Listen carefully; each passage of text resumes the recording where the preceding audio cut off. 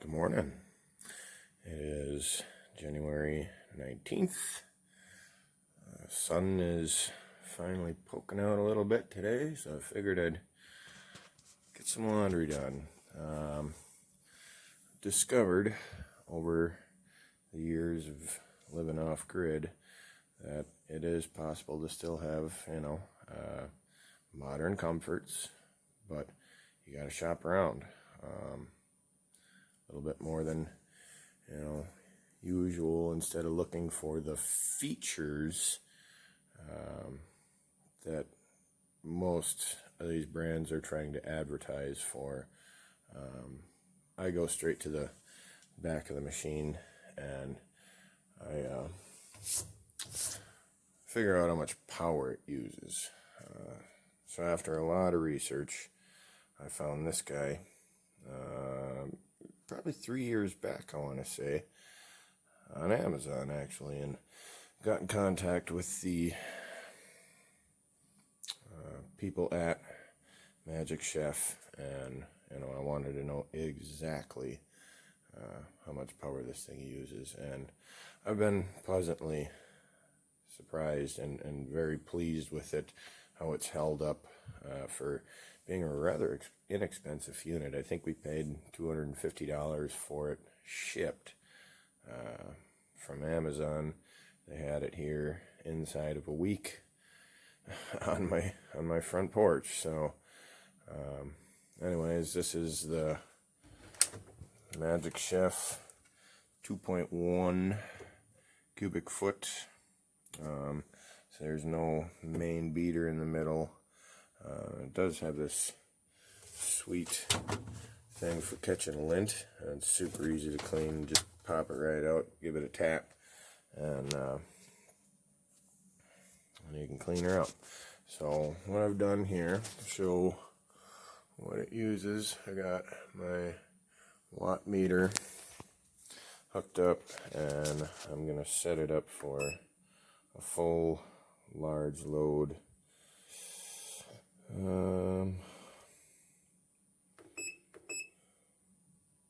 With warm water. So let me just set the phone down, and well, I can probably.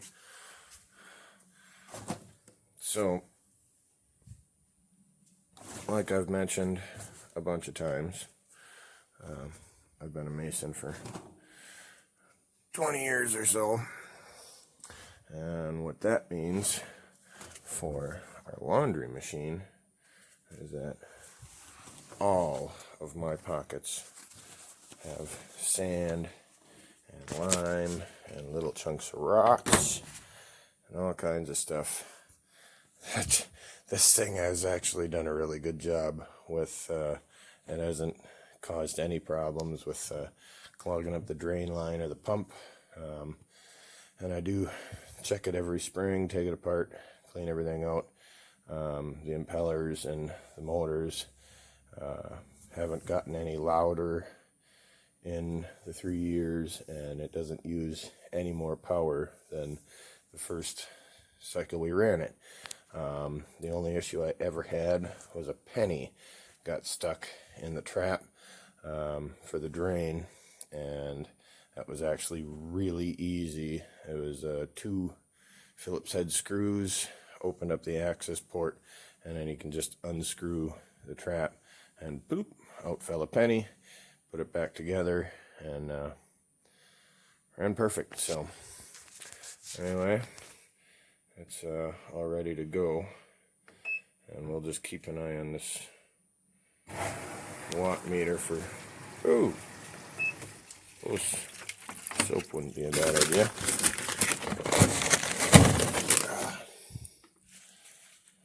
Just a little sprinkle. Okay.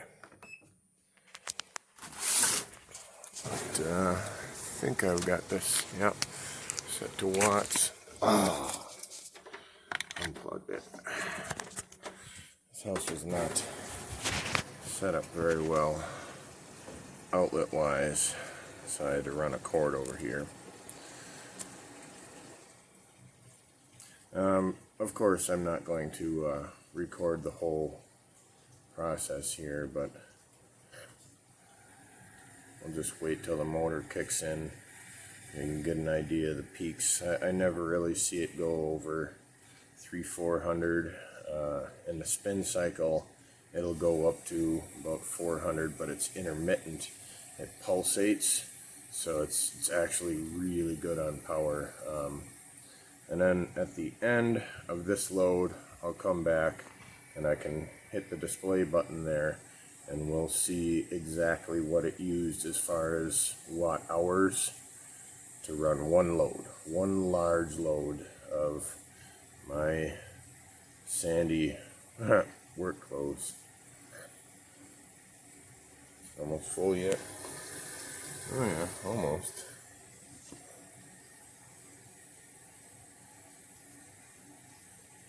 And we also got a refrigerator from Magic Chef. It's like the apartment size or whatever, but I was just blown away by how efficient it was, because every other fridge that I've tried starts up at about 1,000 watts and then settles down to about 180 to 200 watts continuous. And I'll show you that one next after this, but I was very impressed that it only uses, it starts up at like 180 and then settles at 60 watts, which is just such a game changer.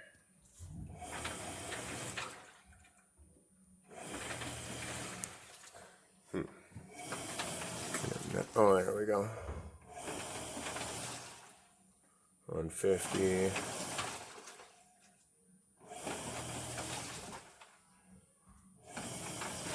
The sample rate might be slow on this, so we can watch the actual meter and see what's going on here.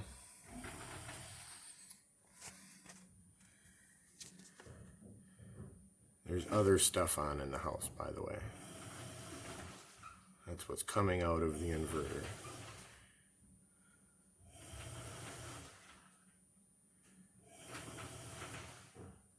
See how it pulsates like that? Real gentle. So the house itself is probably using about 110 watts.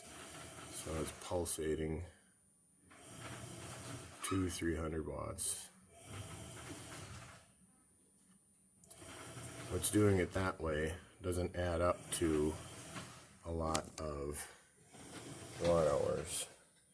I see that soft pulse doesn't really make a huge effect in the battery voltage.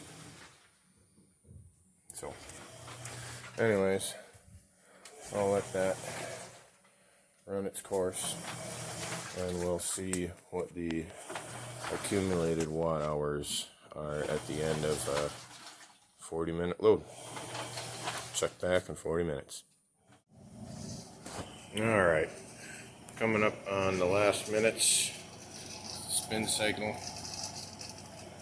I didn't mention before, this thing does an awesome spin cycle. It really gets like an impressive amount of water out of everything. It's, you know, it's really twirling. But, you know, even so, it's only using 279 watts.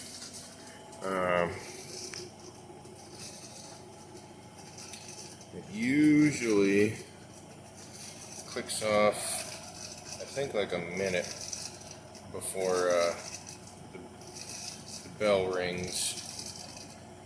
But, what's going on with my focus here? Come on. Let's see what we've used so far. Look at that.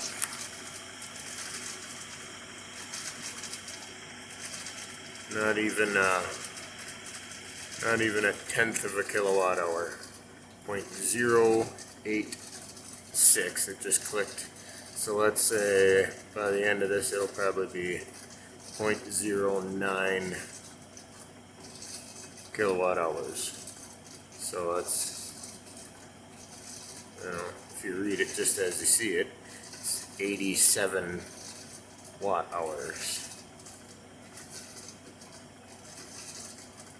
This is going up.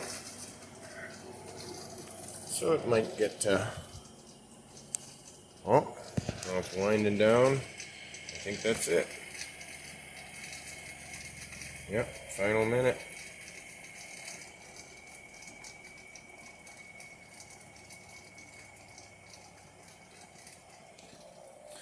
Isn't even using any power anymore.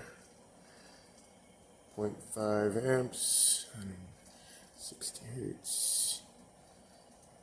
Using 16 watts still. And I think that's just the pump. Yep, the drain pump. So we can pretty much call that done. 88 watt hours to run, you know, a decent load of wash there. So yeah, we can run this thing multiple times on a sunny day, and it doesn't even put a dent in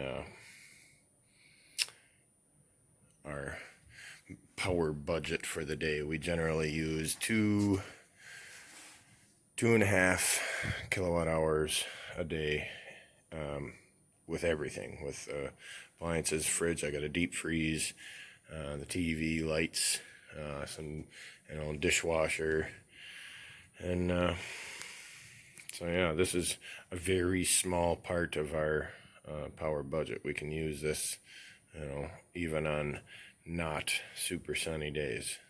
So next, I'll show off the fridge. That's my other most impressive,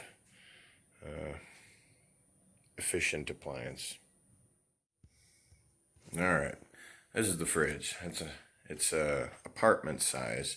It's not enormous, but there is pretty decent capacity in here. And if you just, do it cleverly, you can get everything you need in there.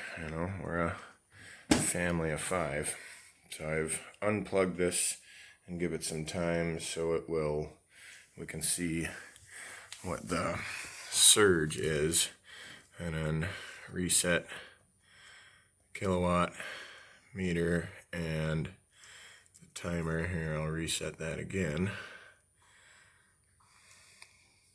Okay, cleared. So plug her in, see what the surge is.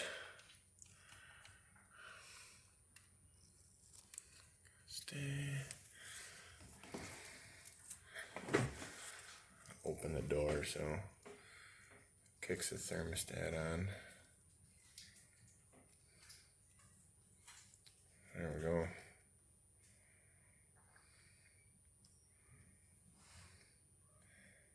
I think that's just a light. It's actually an LED light inside of there too, so even the light is efficient.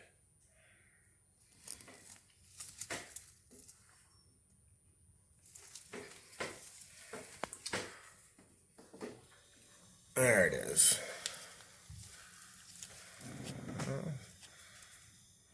Surged up to 9 and already fallen down. After a while it settles to about 60 something, I forget, but it's super efficient. Our last fridge was a normal full-size Whirlpool, I think. Fairly new. I bought it brand new, but it was just too wasteful on power for us. So I'll switch over to, see, we're going down into the 60s. Isn't that sweet? The other one used like 250 continuous, surged over 1,000, and then settled at about 250. So that's just amazing. So we're going to switch over to the kilowatt monitor, and this time tomorrow I'll finish the video and we'll see what it uses in 24 hours. Now, this is with my family of 5, my 7-year-old that likes to open the refrigerator door and think about what she wants and stuff like that. So this is a normal day with the fridge plugged in. Check back tomorrow. So I attempted to make this video earlier, but I had settings on the phone wrong. So we've gone quite a bit past the 24-hour mark, 28.5 hours, 457 watt hours. So less than a half of a kilowatt hour we've used. And my old Whirlpool, which, like I said, was brand new. When I bought it, we ran that for 2 years, and that was just melting power. I was using 1.2 to 1.5 kilowatt hours a day, and that's a big slice of our power budget. Out of 2 kilowatt hours, this only using a half of one, and the washer being, very efficient, using a quarter. That leaves us room to, run the dishwasher if the sun comes out, and it leaves us plenty of room to run the TV that only uses 60 watts and lights and everything else. So yeah, modern comforts can be had. You just got to shop around. We don't do electric coffee pots. We use a percolator, and we don't do toasters, but we have a gas range, and you can make toast on that just as easy. So nor do we do microwaves, but that hasn't negatively affected life at all. If anything, we're healthier for it. So yeah, little changes, and it can be done. All right, thanks for watching. Take care.